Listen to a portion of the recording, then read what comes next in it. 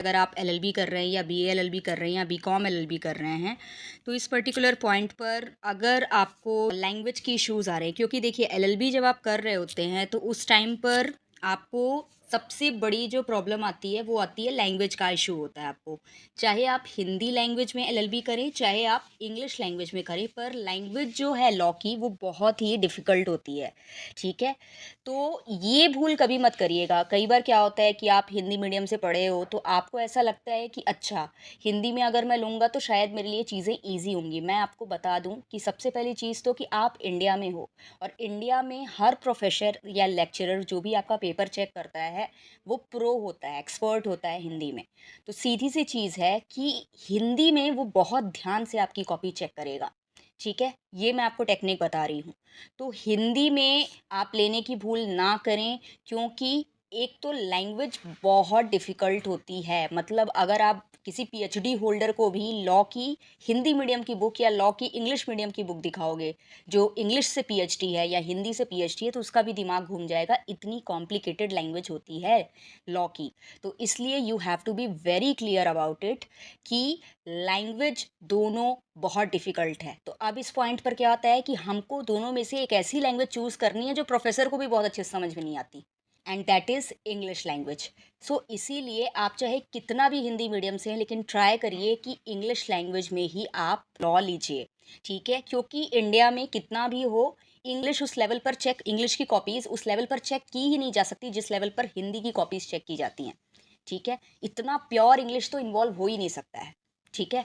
तो वो चीज़ें हैं, वो कहीं न कहीं एक साइकोलॉजी मैं आपको बता रही हूँ कि ये होता ही है। इंग्लिश लैंग्वेज में आपकी कॉपी थोड़ी ढीली चेक की जाती है, थोड़ा स्पेशल दया दिखाया जाता है इंग्लिश मीडियम वालों पर। तो इसलिए इंग्लिश मीडियम में ही ट्राई करिए। मैं बता रही हूँ, मैंने बीए हिंदी मीडियम से करने की भूल की थी और उसकी सज़ा मैंने ये भुगती थी कि मुझे 47% मिले थे। 47%। और सिर्फ इंग्लिश लैंग्वेज में लेने के कारण एकदम से मेरा लॉ में, लीगल स्टडीज़ में, जो कि बीए से कहीं ज़रा डिफ़िकल्ट होता है, उसमें मुझे 70% मिले। तो आप इससे समझ सकते हो, ठीक है? क्योंकि मेरा भी कॉन्फिडेंस बहुत लूज़ था लाइक इंग्लिश राइटिंग में। तो अब आती है कि भाई हम फिर मैडम ठीक है, इंग्लिश तो लिए लेकिन इंग्लिश में लिखेंगे कैसे? तो मैं आपको ट्रिक बता रही हूँ। फॉर एग्ज़ाम्पल आपको आता है what do you mean by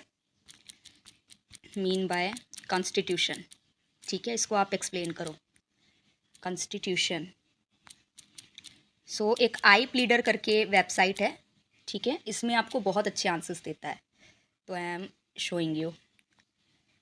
for example you are going here and यहाँ पर आप देखिए what are the different parts of the Indian constitution and what do they deal with, ठीक है? तो यहाँ पर सबसे पहले आप इंट्रोडक्शन, आप जैसे ही आपका क्वेश्चन आएगा किसी भी क्वेश्चन में आपको पहले इंट्रोडक्शन ऐसे करके डालना है। इंट्रोडक्शन में आप क्या करिए, आपका ग्रामर वहाँ चेक नहीं हो रहा है इंग्लिश में, आप हैव की जगह हैव बीन भी लगा देंगे तो कोई आपके नंबर नहीं काट रहा, या हैव की जगह हैड भी लगा देंगे, आप पास्ट टेंस को प्रेजेंट टेंस में लिख देंगे तो भी कोई फ़र्क नहीं पड़ना है। आपने इंट्रोडक्शन में अपने दिमाग में जो कॉन्स्टिट्यूशन को लेकर है, वो आप जो भी है आपकी अपनी लोकल इंग्लिश उसमें आप लिख दीजिए, ठीक है, इंट्रो पार्ट में। इसके बाद यहाँ पर इतना लिखने के बाद जो भी आपकी इन्फॉर्मेशन दिमाग में है रॉ के तौर पे वो आप लिख दीजिए। एंड आफ्टर दैट यहाँ पर जैसे कि आप क्या करिए, जब आप याद कर रहे हो ना आंसर्स, तब उस टाइम पर आप जो पॉइंट्स होते हैं, पॉइंट समझ रहे हैं, फॉर एग्जांपल जो बोल्ड पॉइंट्स हैं, द 12 शेड्यूल्स एंड इसके बाद आपका पार्ट्स ऑफ द कॉन्स्टिट्यूशन, ठीक है? इसके बाद आपका आ जाता है, क्या आता है यहाँ पे देखिए, इसके बाद नेक्स्ट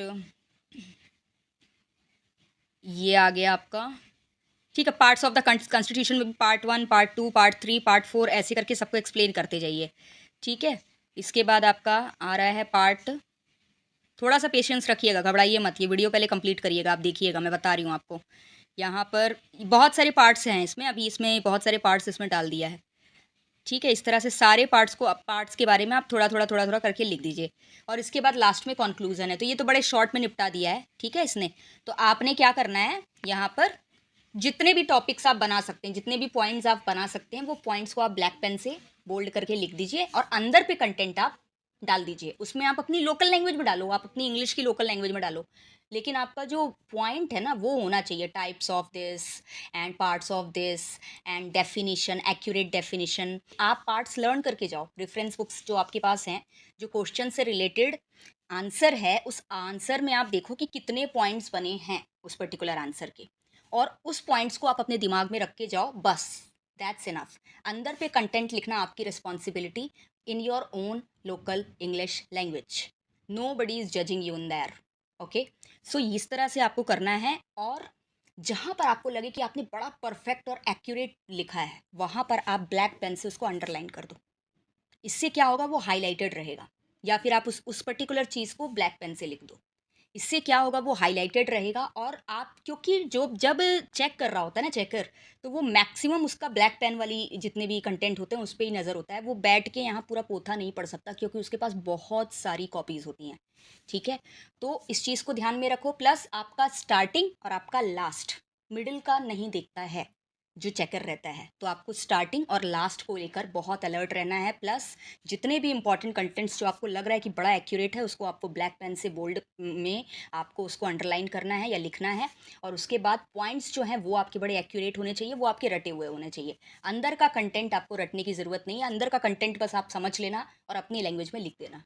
इस तरह से आप अगर करोगे, आपकी एलएलबी बहुत ईजिली निकल जाएगी और बहुत ही अच्छे से आप पढ़ते चले जाओगे।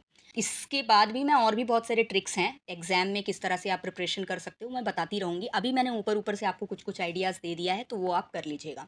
So that's it for today guys. अगर आपको वीडियो पसंद आया हो तो वीडियो को ज़रूर लाइक करिएगा और चैनल को सब्सक्राइब कर लीजिएगा। और भी आपकी क्या रिक्वायरमेंट है कमेंट सेक्शन में ज़रूर बताइएगा। That's it for today, thank you.